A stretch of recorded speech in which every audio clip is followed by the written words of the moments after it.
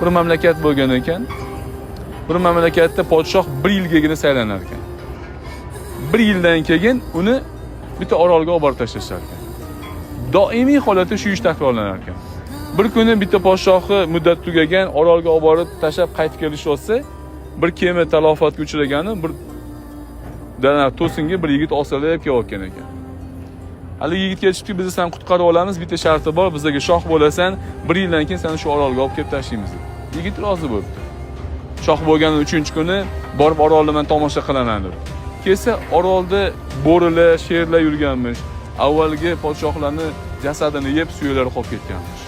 Yigit buyruq beribdiki, bu yoqda bitta qasr qurasa dedi. O'zini maoshini qisqartirgan holatda kelib, tez-tez xabar olib turar ekan. Muddati tugagan kuni uni ham yigit ham chiroyli kiyintirishadi, atir bilan sepishadi, shahar aylantirib orolga olib borib qo'yishadi. Hamma shohlar xafa bo'lgan bo'lsa, yigit xursand bo'lgan holatda ketadi. Chunki u boradigan orolini obod qilib qo'ygan bo'ladi. Shoh bu sizlar bilan man. Muddat bu yoq.